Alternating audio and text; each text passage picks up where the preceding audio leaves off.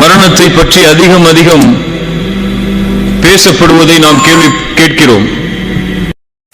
அதுதான் உண்மை. மரணத்தை பற்றி அதிகமாக பேசப்பட்டே ஆக வேண்டும். ஒரு மனிதனுடைய ஓர் இரவும் ஒரு மனிதனுடைய ஓர் பகலும் கழியக்கூடாது அவர் மரணத்தை பற்றி நினைக்காமல். அல்லாஹ்வுடைய தூதர் முஹம்மது ரசூலுல்லாஹ் ஸல்லல்லாஹு அலைஹி வஸல்லம் அவர்கள் சொன்னார்கள், அக்ஸிரு ذிக்ர ஹாதிமில் லذாத், அடியோடு உலக ஆசைகளை தகர்க்கக்கூடிய ஹாதிமுல் லذாத்தை அதிகமாக நினைவு கூறுங்கள். ஹாதிமுல் லذாத் என்றால் என்ன யா ரசூலல்லாஹ்? அல் மௌத், மரணத்தை அதிகமாக நினைவு கூறுங்கள்.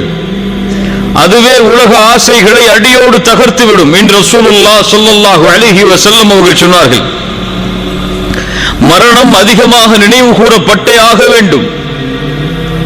அதுதான் நம்முடைய உண்மையான வாழ்வின் துவக்கம்.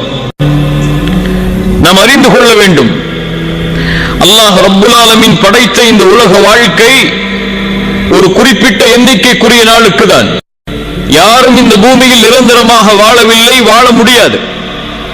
அவர் யாராக இருந்தாலும் சரி, அவர் அல்லாஹ்வையே வணங்கக்கூடிய நல்லவராக இருந்தாலும், அல்லாஹ்விற்கு முற்றிலுமாக மாறுபட்டு நடக்கக்கூடிய யாராக இருந்தாலும் சரி, அவர் படித்தவராக படிக்காதவராக, ஏழையாக பணக்காரராக, அரசராக அமைச்சராக மந்திரியாக யாராக இருந்தாலும் சரி, எல்லோரும் இந்த மரணத்தை சந்தித்தே தீருவார்கள்.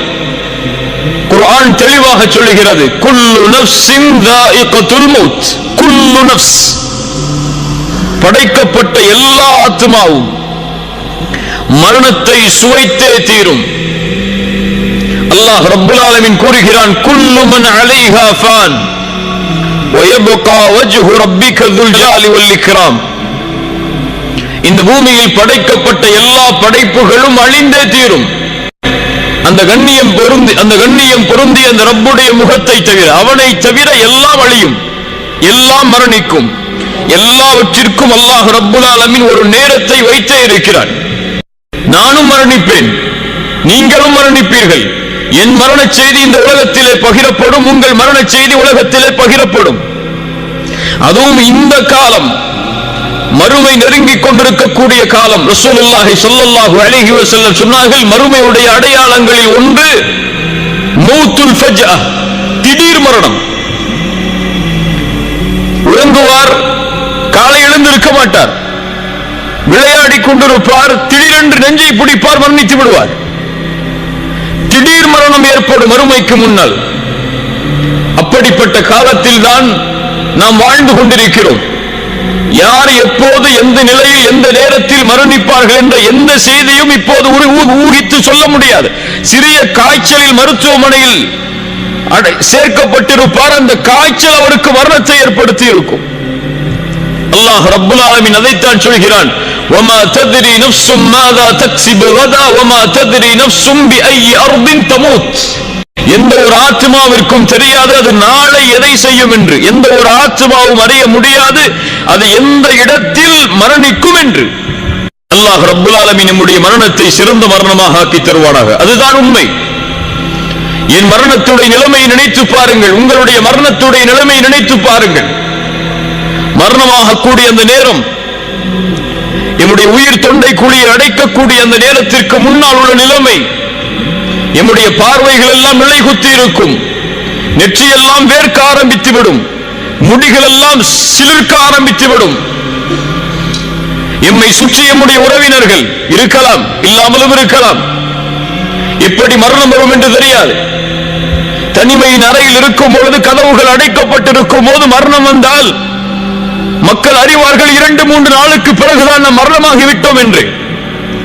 ஒருவேளை நம்முடைய உறவுகள் சூழ்ந்திருக்கலாம், நம்முடைய பிள்ளைகள் சூழ்ந்திருக்கலாம், நம்முடைய பெற்றோர்கள் சூழ்ந்திருக்கலாம்.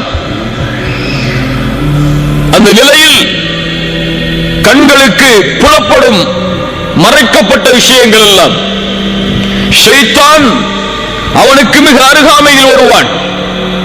ஷைத்தானை நேராக பார்ப்பான் அந்த மனிதன். அஹ்மத் பின் ஹம்பல் ரஹிமஹுல்லாஹ் அவருடைய மகன் அப்துல்லா சொல்லுகிறார், என்னுடைய தந்தை மரண நேரத்தை அடையும் பொழுது அவர் அருகிலே நான் இருந்தேன். அப்போது என்னுடைய தந்தை சில வார்த்தைகளை கூறிக்கொண்டே இருந்தார். நான் கேட்டேன், என் தந்தையே, ஏன் இப்படி சொல்கிறீர்கள்? இன்னும் முடியவில்லை என்று ஏன் கூறுகிறீர்கள்? முஹம்மது பின் ஹம்பல் ரஹிமஹுல்லாஹ் அஇம்மத்து சுன்னah அவர்கள் சொன்னார்கள், என் மகனே, இப்லீஸ் எனக்கு அருகாமையில் இருந்து சொல்கிறான், இமாம் அஹ்மதே, என் கையில் இருந்து நீங்கள் நழுவி விட்டீர்கள் என்று, என்னால் உங்களை எதுவும் செய்ய முடியவில்லை என்று. நான் சொன்னேன், லா பஅத், இன்னும் இல்லவே இல்லை. என் மரணத்துடைய இறுதி நேரம் வரை உன்னிடத்திலிருந்து நான் என்னை பாதுகாக்க வேண்டும். என் மரணத்துடைய நிலைமை வரை என்னுடைய தௌஹீதை நான் பாதுகாக்க வேண்டும் என்று கூறி இறுதி கலிமாவாக அவர்களுக்கு அல்லாஹ் தௌஃபீக் செய்தான். லா இலாஹ இல்லல்லாஹ், மரணமானார்கள். இப்படி ஒரு நிலைமை வரும். ஷைத்தான் அருகாமையில், நம்முடைய உறவுகள் எல்லாம் அருகாமையில். அந்த நிலைமையை பற்றி தான் அல்லாஹ்வுடைய புத்தகம் அல் குர்ஆன் சொல்கிறது. وجاءت سكرة الموت بالحق ذلك ما كنت منه تحيد. அந்த சக்கரத்துல் மௌத்துடைய வேதனை, அந்த நிலைமை வந்தே தீரும். பில் ஹக், அல் ஹக் அன்னக தமூத் வ அன்ன அல்லாஹ ஹய்யுன் லா யமூத். உண்மை எது? உண்மை நாம் மரணிப்போம் என்பது உண்மை. எம்மை படைத்த இறைவன் மரணிக்க மாட்டான் என்பது உண்மை. வல் ஹக் அன் தரா இன்த மௌத்திக மலாயிகத்துர் ரஹ்மா அவ் மலாயிகத்துல் அஸாப்.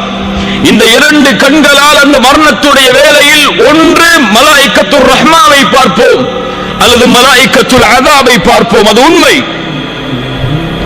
எது உண்மை? வல் ஹக் அன் யகூன கப்ருக ரௌதத்தும் மின் ரியாதில் ஜன்னah அவ் ஹுஃப்ரத்தும் மின் ஹுஃபரின் நீரான்.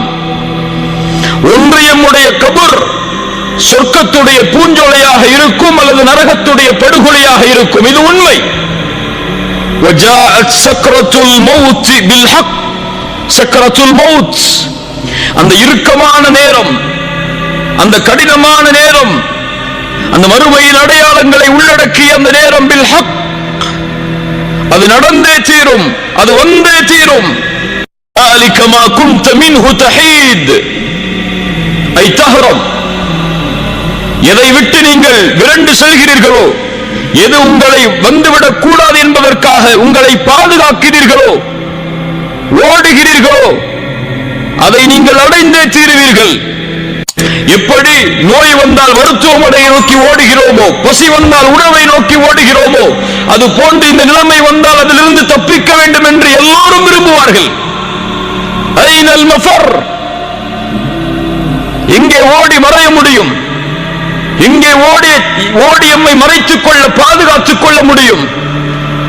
எந்த மருத்துவர் எம்மை அந்த நோயை குணப்படுத்த நினைத்தாலும் முடியுமா? உறுதியானவர்களே, அல்லாஹ் ரப்புல் ஆலமீனுடைய மார்க்கத்தில் நிலையாக இருப்பவர்களே, அல்லது அல்லாஹ்வுடைய மார்க்கத்தில் நிலையாக இருக்காதவர்களே, பாவம் செய்பவர்களே, நன்மை செய்பவர்களே, இதை யாரையும் அது விட்டு வைக்காது. எந்த மருத்துவரும் அந்த நோயை குணப்படுத்தக்கூடிய நோய் அல்ல. அந்த தவணை வந்துவிட்டால் அல்லாஹ் ரப்புல் ஆலமீன் கூறுகிறான், கல்லா இதா பலகத்தித் தராகி வகீல மன் ராக். தொண்டை குழியை உயிர் அடைக்கும் பொழுது அந்த மனிதன் கேட்பான், வகீல மன் ராக்.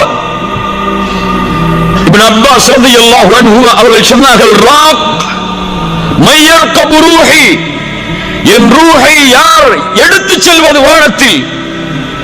ஒன்று மலாயிகத்துர் ரஹ்மாவா அல்லது மலாயிகத்துல் அஸாபா? கத்தாதா ரஹிமஹுல்லாஹ் சொன்னார்கள், ராக் எனக்கு ஓதி பார்ப்பவர், எனக்கு மருத்துவம் செய்பவர், இந்த நிலையில் யார் என்று கேட்பான். வகீல மன் ராக் வதன்ன அன்னஹுல் ஃபிராக். குர்ஆன் சொல்லுகிறது, அவன் அறிந்து கொள்வான்.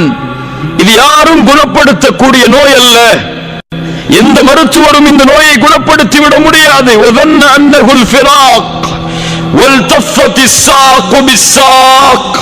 அவருடைய கெண்டை கால்கள் கெண்டை காலோடு பிணைந்து கொள்ளும். இலா ரப்பிக யௌமைதில் மசாக். அவன் அல்லாஹ்விடத்திலே அழைத்து செல்லப்பட இருக்கிறான், ரப்பிடத்திலே மீட்டப்பட இருக்கிறான். அல்லாஹ் ரப்புல் ஆலமீன் நமக்கு சான்று கூறுகிறான். அதற்கு பிறகு என்ன? தவணை வந்துவிடும். ஆம், அந்த தவணை வந்துவிடும். மருத்துவர் நினைப்பார் இந்த நோயை இப்படி குணப்படுத்த முடியும் என்று, ஆனால் முடியாது. அது வேறு தவணை.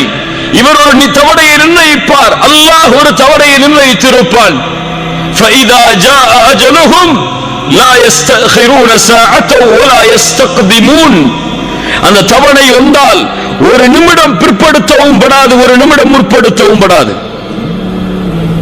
அல்லாஹ் ரப்பல் ஆலமீன் சொல்கிறான், குல் இன்னல் மௌத்தல்லதி தஃபிர்ரூன மின்ஹு ஃபஇன்னஹு முலாகீக்கும் ثم تردون إلى عالم الغيب والشهادة.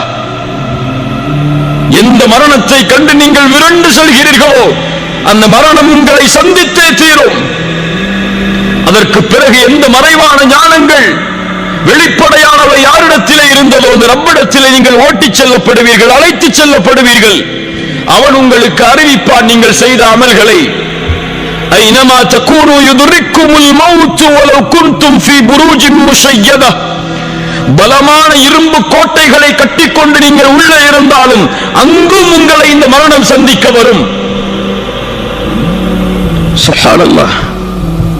மரணத்துடைய நிலைமை, மருத்துவர்கள் எம்மை சுற்றி, உறவுகள் எம்மை சுற்றி,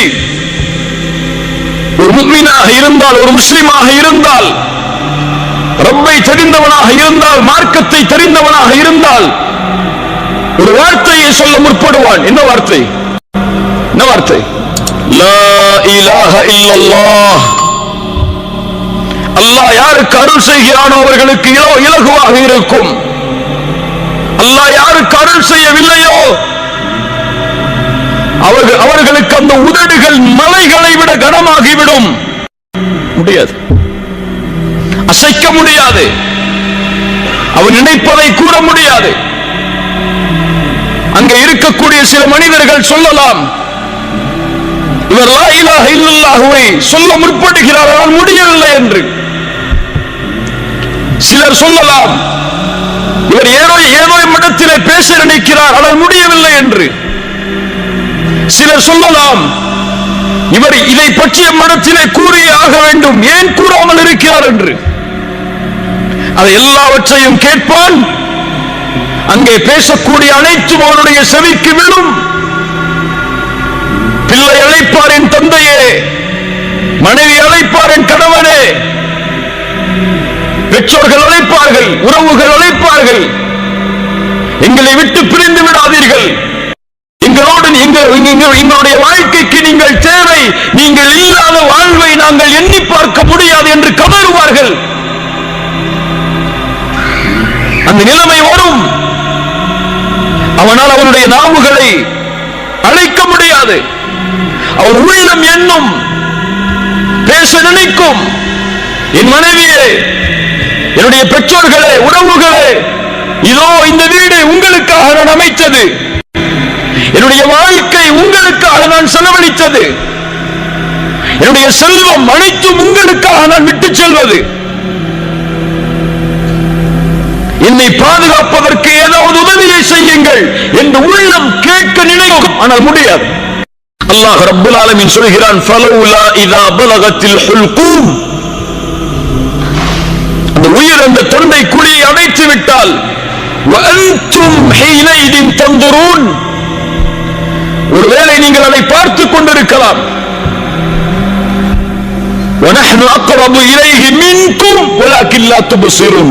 உங்களை விட நான் அவர்களுக்கு அருகாமையில் இருப்பேன். என் கட்டளையால் என்னுடைய மலக்குகள் அவர்களுக்கு அருகாமையில் இருப்பார்கள். வலக்கின் லா துப்சிரூன், உங்களால் அவர்களை பார்க்க முடியாது. ஃபலௌலா இன் குன்தும் கைர மதீனீன், நீங்கள் இவருக்கு அல்லாஹ் மரணத்தை கொடுத்து அதற்கு பிறகு உயிர் கொடுத்து எழுப்புவார் என்பதை பற்றிய நம்பிக்கை இல்லாதவர்களாக நீங்கள் இருந்தால் தர்ஜிஊனஹா இன் குன்தும் ஸாதிகீன், அல்லாஹ் எடுக்கிறான் இந்த உயிரை, மீண்டும் இந்த உயிரை இந்த உடலில் செலுத்தி பாருங்கள். தர்ஜிஊனஹா இன் குன்தும் ஸாதிகீன். கண்ணியத்துக்குரியவர்களே, அவருடைய இறுதி முடிவு அமையக்கூடிய அந்த நேரம் அல் ஹவாத்தீம், நபிமார்கள் பயந்த அந்த நிலைமை, சஹாபாக்கள் பயந்த அந்த நிலைமை, நம்முடைய வாழ்வில் கவலையே இல்லாத ஒரு நிலைமை அது அல் ஹவாத்தீம். சில நாளுக்கு முன்னால் நீங்கள் சில வீடியோக்களை பார்த்திருக்கலாம். மக்காவில் ஒரு ஜாமியாவில் ஆசிரியராக இருக்கக்கூடிய ஒரு ஷேக் அஸருடைய தொழுகையை தொழுதார், தஸ்பீஹை எண்ணிக்கொண்டிருந்தார், அதே நிலையில் மரணித்தார். பார்த்ததுண்டா? ஒரு மனிதர் காபாவிற்கு முன்னால் தவாஃபை முடித்து தொழுதார், சுஜூதில் இருந்தார், மரணித்தார். ஒரு மனிதர் குர்ஆனை ஓதிக்கொண்டிருந்தார், அதே நிலையில் மரணித்தார். ஒரு மனிதர் ஃபஜ்ருடைய தொழுகையில் ஸஃபில் இருந்தால் சுஜூதில் விழுந்தார், அதற்கு பிறகு அவர் எழவில்லை, மரணித்தார். இப்படி எத்தனையோ மரணங்களை நாம் கேள்விப்பட்டிருக்கலாம். ஒரு மனிதர் இஸ்லாமை ஏற்றார், ஏற்ற அந்த நாளுடைய இரவில் மரணித்தார். ஏராளமான செய்திகளை, சுஜூதில் மரணித்தவர்களை, அரஃபாவில் மரணித்தவர்களை, இஹ்ராமுடைய ஆடையை களைவதற்கு முன்னால் ஹஜ்ஜில் மரணித்தவர்களை. இந்த முடிவெல்லாம் இயற்கையாக ஏற்படுகிறது என்ற எண்ணமா? கிடையாது. நல்ல மரணம் இயற்கையாக ஏற்படாது. நல்ல மரணத்தை ஒருவன் ஏற்படுத்த வேண்டும். அவன் ஏற்படுத்தினால்தான் என்னுடைய மரணம் நல்ல மரணமாக அமையும். ரசூலுல்லாஹ் ஸல்லல்லாஹு அலைஹி வஸல்லம் அதைத்தான் சொன்னார்கள், இதா அராதல்லாஹு பிஅப்தின் கைரன் இஸ்தஅமலஹு. அல்லாஹ் ஒரு அடியானுக்கு நலவை நாடினால் செயல்களை செய்ய வைப்பான். கைஃப யஸ்தஅமிலுஹு யா ரசூலல்லாஹ், எப்படி செயல்களை செய்ய வைப்பான்? ரசூலுல்லாஹ் ஸல்லல்லாஹு அலைஹி வஸல்லம் சொன்னார்கள், யுவஃபிகுஹு லிஅமலின் ஸாலிஹின் قبل الموت. மரணத்திற்கு முன்னால் நல்ல அமல்களை செய்யக்கூடிய தௌஃபீகை அல்லாஹ் அவருக்கு கொடுப்பான். அவன் சுஜூதில் மரணமாக வேண்டும் என்று அல்லாஹ் விரும்புவான். அந்த சுஜூதிலேயே உயிரை கைப்பற்றுவான்.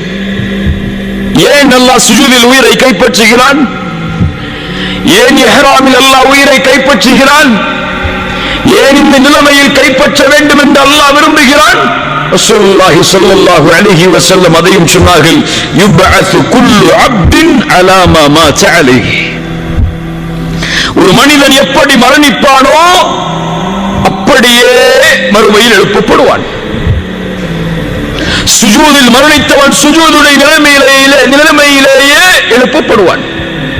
ஹஜ்ஜில் மரணித்தவன் லப்பைக் அல்லாஹும்ம லப்பைக் லப்பைக் லா ஷரீக லக லப்பைக் இன்னல் ஹம்த வன் நிஅமத லக வல் முல்க லா ஷரீக லக் என்ற தல்பியாவை ஓதிக்கொண்டு மஹ்ஷரில் எழுந்து வருவான்.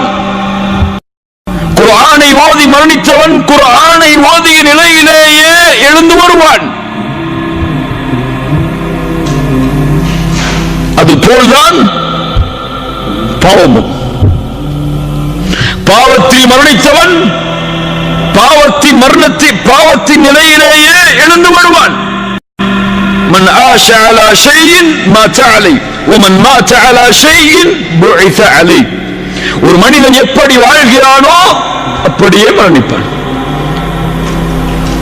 சுபஹை ஜமாஅத்தோடு சேர்ந்து தொழுதவன் தான் அன்றைய தினம் மரணிக்கும் பொழுது சுபஹை தொழுவான். குர்ஆனை ஓதக்கூடிய வழக்கம் உள்ளவர்தான் குர்ஆனை ஓதிய நிலையில் மரணமாவார். சுஜூதில் ரப்பை நெருங்க வேண்டும் என்று விரும்பியவர்தான் தன்னுடைய வாழ்நாளில் சுஜூதில் ஆவார். யா அல்லாஹ் எங்களுக்கு சுஜூதில் மரணத்தை ஏற்படுத்து. எல்லோரும் ஆமீன் சொல்லுவோம். ஆனால் காலை ஃபஜ்ருடைய தொழுகையில் சுஜூத் செய்வோமா ஜமாஅத்தோடு? செய்ய மாட்டோம். நம்முடைய ஃபஜ்ருடைய தொழுகை எப்போதுதான்? சூரியன் உதயமானதற்கு பிறகுதான். லா இலாஹா இல்லல்லாஹ். பாவத்தின் நிலையை செய்பவன் பாவத்தின் நிலையிலேயே மரணமாவான். ஒரு ஷேக்கிடத்தில் ஒரு மனிதர் வந்தார், ஒரு வாலிபர் வந்தார். பாடம் நடத்தி கொண்டிருக்கும் போது வந்து கேட்டார், ஷேக் அவர்களே, ஒரு மரணத்தை பற்றிய விளக்கம் எனக்கு தேவை. என்ன மரணம் அது? என் தந்தையின் மரணம். இப்படிப்பட்ட நிலை எங்களோடு, என் தாயோடு, எங்களோடு இரவு உணவை சாப்பிட்டுக் கொண்டிருந்தார். திடீரென்று அவருக்கு உணவு தொண்டையை அடைத்தது, வாந்தி வருவது போல் இருந்தது. கழிவறைக்கு சென்றார். சிறிது நேரத்திற்கு பிறகு ஏதோ சத்தம் கேட்டது. என் தாய் சொன்னார்கள், நீங்கள் சென்று பாரு உங்களுடைய தந்தையுடைய நிலைமை என்னவென்று. சென்று பார்த்தார்கள். அவருடைய முகம் அந்த கழிவறையின் உள்ளே இருக்கக்கூடிய நிலையில் உயிர் பிரிந்திருந்தது. என் தாயிடத்திலே கேட்டேன், இப்படிப்பட்ட நிலைமைக்கு என் தந்தை என்ன செய்தார்? என் தாய் சொன்னார்கள், தொழில்களை விடக்கூடிய பழக்கம் உள்ளவராக உன் தந்தை இருந்தார் என்று. ஷேக் அவர்களே, இது என்ன விளக்கம்? ஷேக் அவர்கள் சொன்னார்கள், தொழுகையை விடுபவனுக்கு இது அல்ல. குர்ஆன் சுன்னாவுடைய கல்வியின்படி ஹராமுடைய விஷயத்தை நெருங்கிய நிலையில் ஒருவர் மரணமானார் என்றால் ஆகிலுர் ரிபா, வட்டியை சாப்பிட்டவராக இருப்பார். இது விளக்கமாக இருக்கலாம் என்று சொன்னார்கள். அதுதான் கண்ணியத்துக்குரியவர்களே, ஒரு மனிதன் எப்படி வாழ்கிறானோ அப்படியே மரணிப்பான். ஹராமை வயிற்றிலே ஏற்றி வாழ்ந்தவன் ஹராமை உண்ட நிலையிலேயே மரணிப்பான். அசிங்கமான செயல்களை தனிமையில் செய்தவன் ஒருவேளை அந்த அசிங்கமான செயலை செய்து கொண்டிருக்கும் நிலையிலேயே மரணிப்பான்.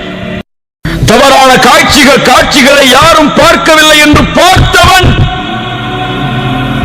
ஒருவேளை அந்த தவறான காட்சிகளை பார்த்து கொண்டிருக்கும் நிலையிலேயே மரணிப்பான்.